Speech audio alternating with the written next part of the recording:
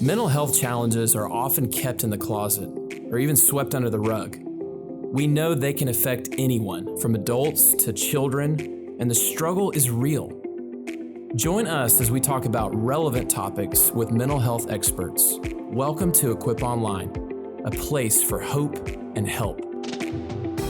All right, welcome to Equip Online. I'm Brian. This is my co-host, Wally. Great to be here. Yeah, Wally, great to have you with me today. And today we're going to be looking at the psychology of job loss and really that in transition time that many people go through in life. Our guest today is Bill Jack Davis. And Bill Jack is a licensed professional counselor and a supervisor at the Bridge Counseling Center up in Conroe, Texas, just a little north of where we are right now. So Bill, great to have you here. And we just want to jump into this topic about how do we recognize, how do we maintain good mental health in what can be a pretty difficult in-between time. You know, you're in between, just got let go of one job, trying to figure out what that next opportunity is, but just that in-between time, how can that be? What can we learn about that? How can we really discover some good mental health practices during that? So, well, thank y'all for having me here today. I just really have already got to meet you both and to get to see the whole church and just really think it's a really wonderful place. I think that unemployment has a potential of affecting people's mental health a great deal.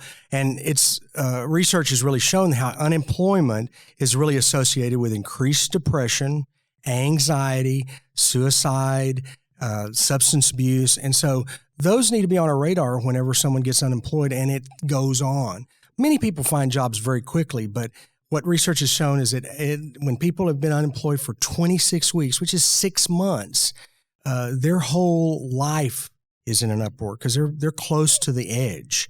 And so recognizing it and seeing it for what it is really, really important. And during these uncertain times of COVID, we look at the unemployment rates, how they've skyrocketed from shutdowns, and then how they've come back slowly, but some of the jobs haven't come back. And so knowing that these many people are left isolated at home, unemployed, and they're fearful of their future. And so how to deal with that and how to help people see their needs and to structure their life in a way that they can survive through this. Yeah, no, that's huge. I think it's always been an important topic, but it just has even greater importance now considering the last year or so that we've walked through. So, Wally, do you want to kick us off with a few questions for Bill? Just kind of, off your lead in there, just thinking about that. I mean, I know that unemployment does have an impact on us all. I know, especially speaking as a man, that it seems to be, having been involved in men's ministry for so long, you could see how it impacted guys. But I think a compounding effect of that might be also is that we tend to lead isolated lives. So, that's got to make it even worse that now I've lost a job. I don't have anybody I'm really connected to other than the people I was connected to at the office. So, Bill Jack, taking all that in consideration, how does unemployment, does it affect a man, generally speaking? Does it affect men different than women? And could you walk us through both of those? Yes. I think men, being the leaders in the family, are seen as the top dog. They've got to be the provider. And so when they lose a job, it hits them really hard in their image, in the way they see themselves, in the way they go about being in their world. And they feel they've lost a piece of themselves. And so understanding that as a part of this, I'm not saying that women don't experience many of the same things, but men really do get knocked to their knees when they've lost a job that they thought they were going to have for a lot longer, or they don't get back a job if a slowdown happens and they're laid off or they're furloughed and they don't get to go back. They feel like the rug is pulled out from underneath them. Women usually have a home life in addition to a work life, and they have more friends. Men have buddies and pals, and mostly at work and hopefully at church, but no one to really confide in. And so that's why it's important when people do lose jobs that they can either get into a support group or they can have someone that can come alongside them and help them bear that burden. And it's very, very important for that. I say that a lot of times I was going to use this a little later, but I had a scenario where a gentleman was a single man, but he had lost his job, and he was also responsible for helping his family, support some of the needs of his mother and father as they were growing older, and he just felt like he had lost himself in the whole thing. So it's a big, very depressing, anxiety producing. Yeah, it does seem a lot like that our identity as guys is wrapped up in what we do for a living. Yes. I think and maybe ladies do this too. I don't know. But, when you meet somebody new for your first time, hey, I'm Wally, and they'll introduce themselves. Hey, what do you do? Right. And it seems like the first thing out of our mouths. And we tell a lot about who we are by what we do. And it kind of it shapes our personality. Whether you're an auto mechanic, you're out there to fix a problem. If you're a counselor, you're listening to people's problems. If you're a teacher, trying to help people learn better ways to do things. And so you tell a lot about who a person is. And when they lose that job or they lose that career that's been building up, they feel like that they can't. They're not a total and full person, and it hurts their families, their family relationships. See a lot of couples that were close while they were working. Yes, comes home, tells them what he did today.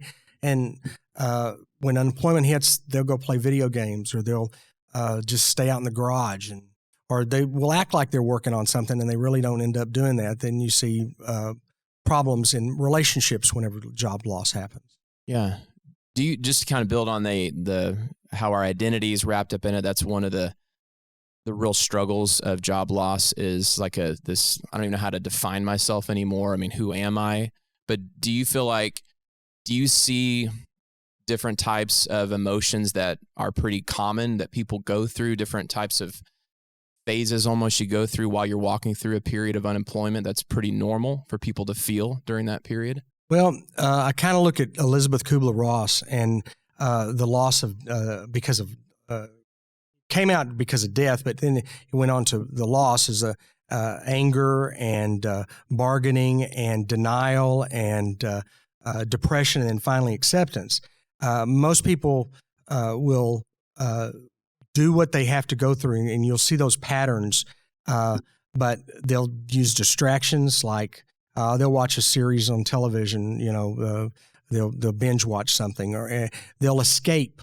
And I think it's probably okay if you lose your job for a few days to kind of have a few moments. But if it continues, you see that pattern, that downward spiral after a while, and you begin to worry about that person because they begin to feel hopeless and helpless, and the general feeling that I can't be what I wanted to be, and I may not be able to find a job like I had before.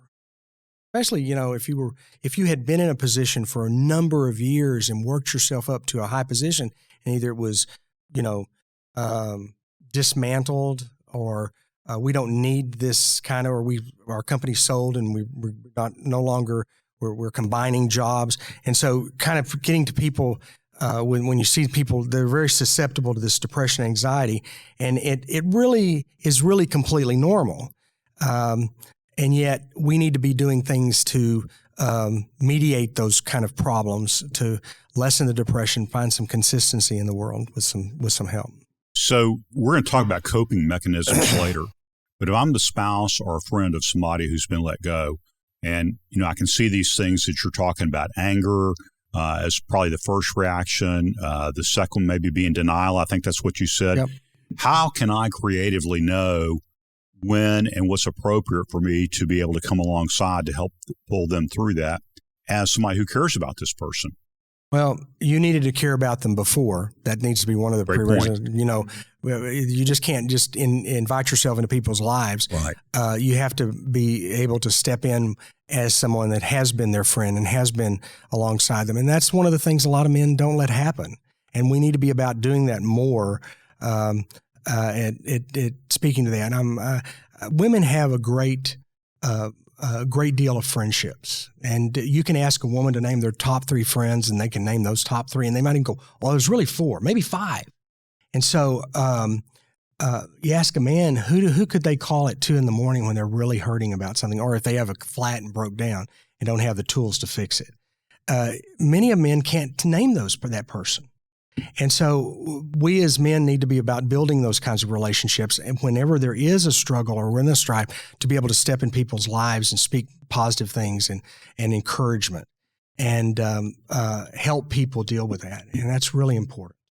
Yeah, that's so interesting. And you mentioned how for a lot of men, maybe their list might be coworkers, and now all of a sudden that job's no longer in my life. Right. And I remember talking to a friend recently, and we were just reflecting on how much of our life and our time and energy is spent at work.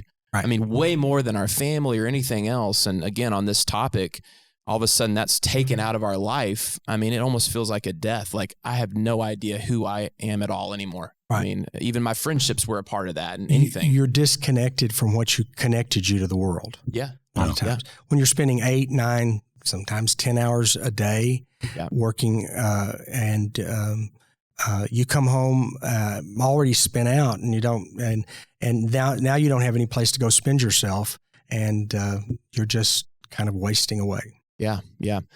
Well, just kind of building on this topic. So Bill, why is it so important to take care of your mental health while you're unemployed? Well, if you fail to take care of your mental health, you don't interview well for jobs. You don't function very well physically.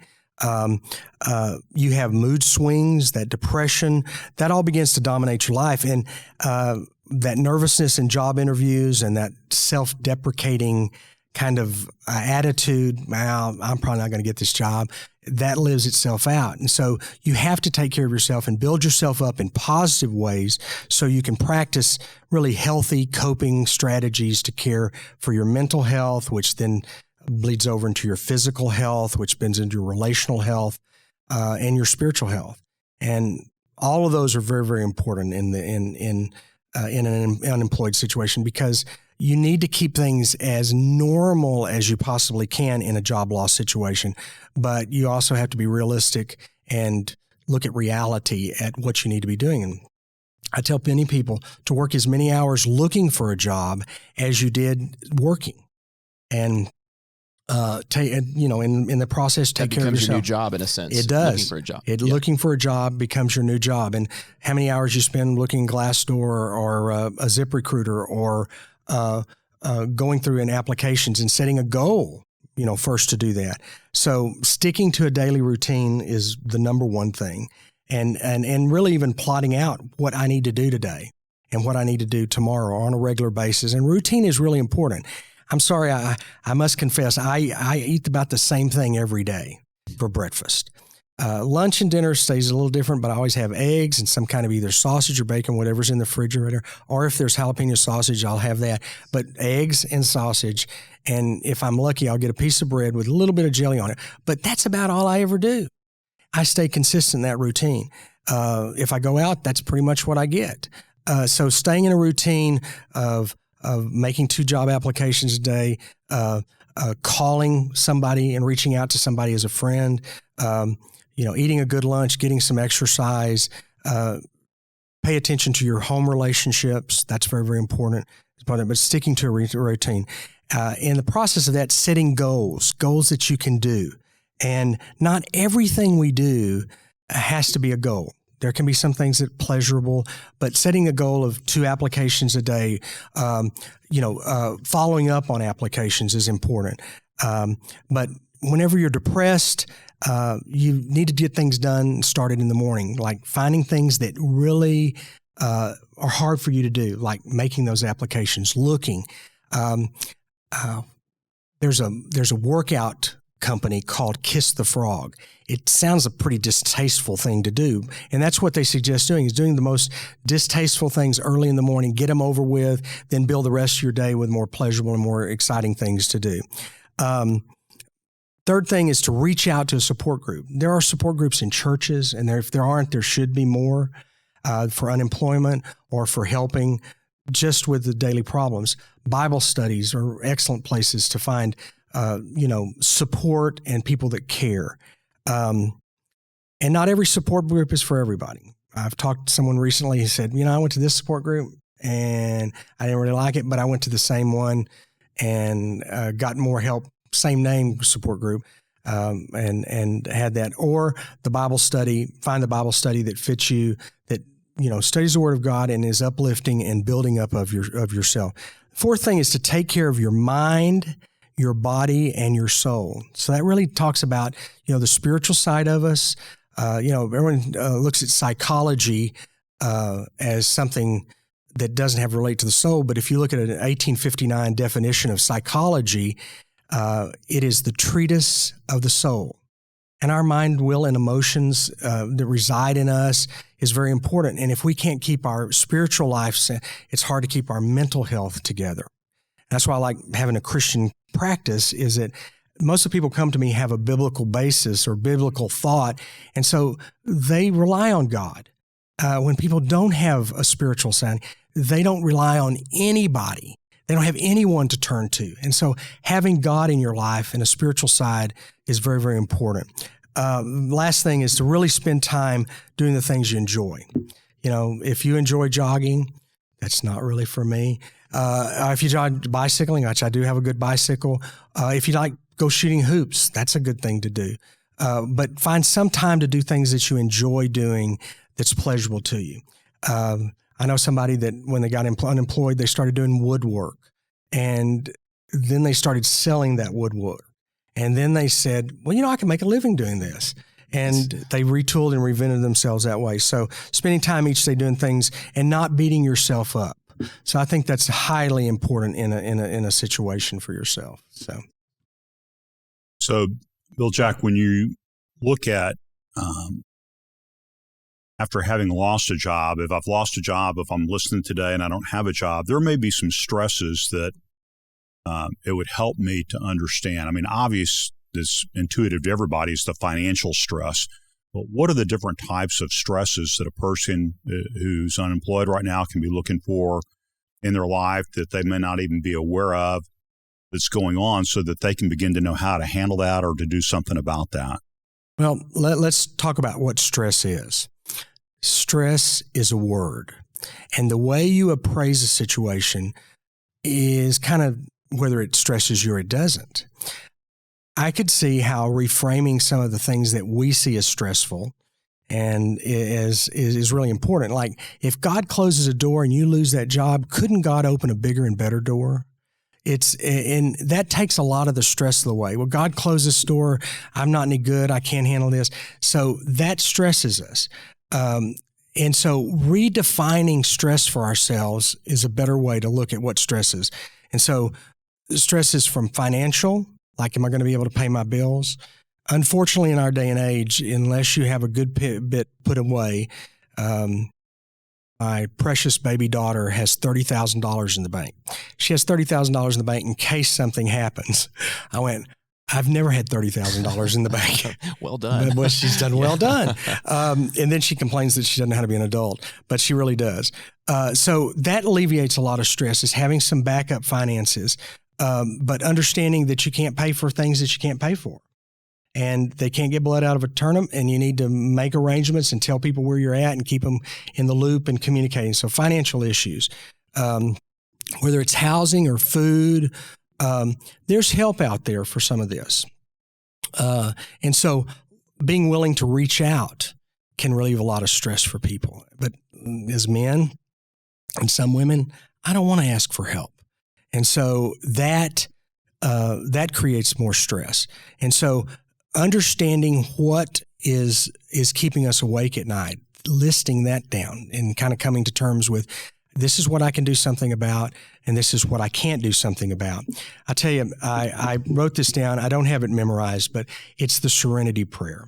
And many people will know it from Alcoholics Anonymous, but there's a longer version. And I think it's something that unemployed people could really benefit from hearing and living in daily. It says, God grant me the serenity to accept the things I cannot change, courage to change the things I can, and the wisdom to know the difference. That's all we hear. There's much more. Living one day at a time, enjoying one moment at a time, accepting hardship as a pathway to peace, taking as Jesus did this sinful world as it is and not as I would have it. Trusting that He will make all things right if I surrender to His will, that I may be reasonably happy in this life and supremely happy with Him forever in the next. And I think that's a great stress reliever, because just living that way and knowing that we're not in control, and that stresses us. When we don't feel in control, God is in control, and that should take a lot of the stresses off. So what I hear you doing is kind of lead into where you'll probably take us, Brian, with coping. But I hear, when I listen to what you just said, is how do I reframe what it is that I'm going through? Right. Okay, I know I lost my job.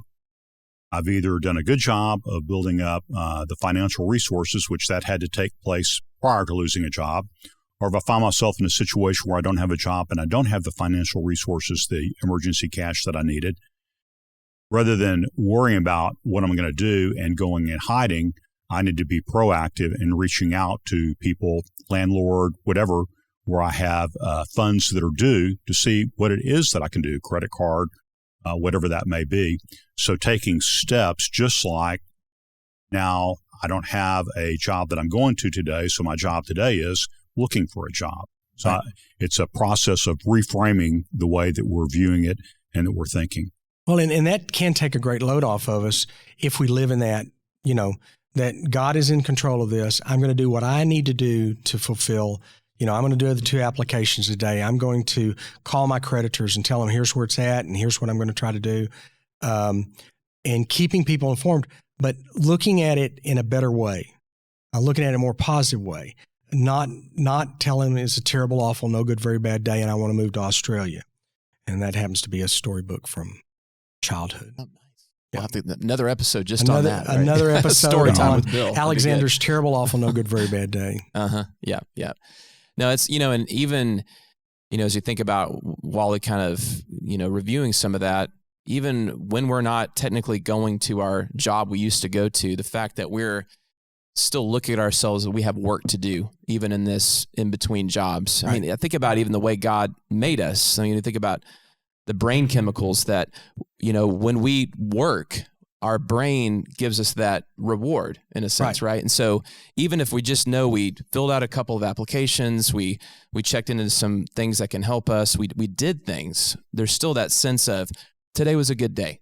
Right. Versus I'm just going to have self-pity. I'm just going to kind of wallow in this sort of, I'm just going to continue to stay in this sort of state of woe is me.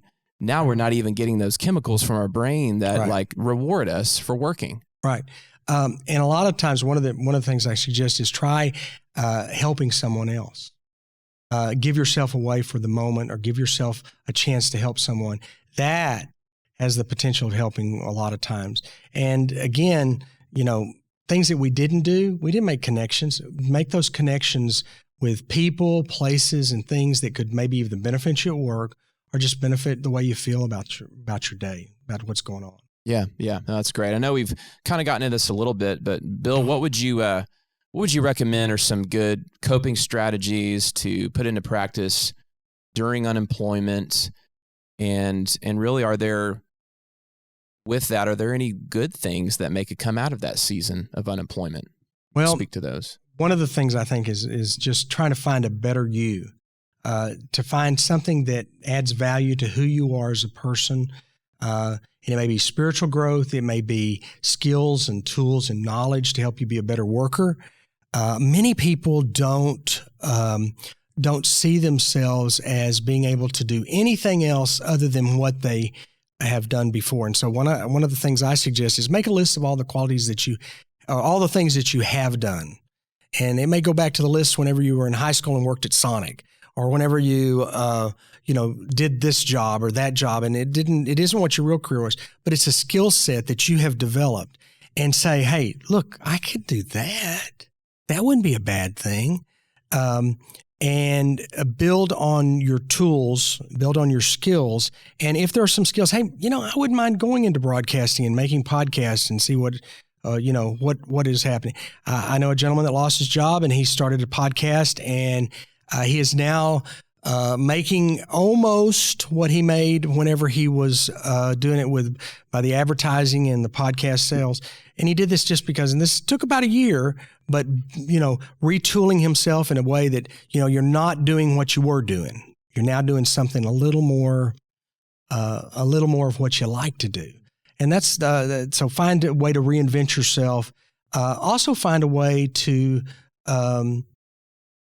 find access to jobs that you wouldn't commonly know. Is connect with people that you know are working in your field that might know, hey, do you know if a job's coming available in your company? Kind of fish around. So that's part of that working all day to find jobs out there that you could apply for. So, yeah, I think, again, just one of the things I walk away from this conversation with is just the need to be connected to people, to be there for them, but also that have them be there for you. And thinking about, job loss, if I find myself in that scenario, just a network of friends that's outside of my job that I'm connected to, but then also just for emotional support and mental support, but then also for networking support with regard to opportunities at other places. I mean, I think of all the jobs that I've had, there's only one, that was my first job out of college that I interviewed for, that I didn't have a relationship with somebody at that place where I ended up working, where I ended up... or someone recommended you for this job and said, hey, you need to go for that job. Well, and they were actually on the inside, right? For me. And I know someone that very recently has been out of work for nearly a year, and they went to they saw a friend that they hadn't seen in years. They worked with him on the first job, worked at a place that he was still working at the same place. He said, man, they're hiring for what you do. And I want to recommend you. And so I recommend him. He's making 40% more than he made in his last job that he lost a year ago. And so, as I said, always look at God can close doors, and we can be despondent about that, but we don't see what God sees, and He'll open a better door for you. Yeah, I love that. And, it's for some of us, maybe some people are wired, they're just going to be those faithful troops. They're just going to, maybe even they were in a job that they didn't even really realize it, but they really weren't that happy and they really weren't that fulfilled in it. But they're going to keep, marching along, and, that job ends. Now they're in between. And I think I love the hope in that this could become a time to launch that person into actually a much better position that they never would have done on their own, right, unless they were kind of forced into that situation. Right. Yeah. And again, you can frame it as a negative or you can frame it as a positive. You get a lot more energy out of a positive push than a negative push. Negative is draining. It depresses you. It makes you anxious about the future. If we look at it from a positive, it pulls you out of that and you see hope. And that's what we all need. We all need hope to live. That's what we live. That's what many people live for and they die for. Yep. With lack of hope. Yep. And that's, we look at what's happened over the last year. The people that I know that have passed, they didn't always have the most positive spirit. And you see the people that survive, even though they were on a ventilator for 14 days, and they've come back and they're living because they had hope. Another day, another blessing comes. Yeah, I love that. That's a great word to end on. And I know it's our desire is that every one of these podcast episodes would have that message to it, that there is hope no matter what the situation is. And there's a lot of struggles. There's so many of them. But we firmly believe that there really, truly is hope if you'll receive it. So that's awesome. Well, Bill, so great to have you hanging out with us today, and what a great conversation. If people wanted to learn more about this or wanted to connect with you, sure, how would they do that? Well, the Bridge Counseling Center is in between websites, but I can be reached in Conroe. I've been here for 30 years in Montgomery County at 936-441-8255. We have a counseling practice and see people sliding scale, work with them any way possible. I try not to turn people away regardless. So awesome. Thank you so much for what you do. And we just want to thank you for listening to this episode of Equip Online. Equip Online is a partnership between StoneBridge Church and Mosaics of Mercy. Mosaics of Mercy is an awesome nonprofit in our area. Their heart is to connect people to the best mental health resources, counselors, support groups in our area, and they do a great job of that. So as always, we want to thank you for listening, and our desire is that you'd walk in the fullness of life that you've been created for. God bless you. Hey, thanks so much for joining us. We are really passionate about mental health. If you found this episode helpful or beneficial in any way, we would love for you to hit that like button, subscribe to our channel, and ding the notification bell so that you never miss another episode. You can also subscribe to the show on Apple Podcast or your favorite podcast platform. See you next time.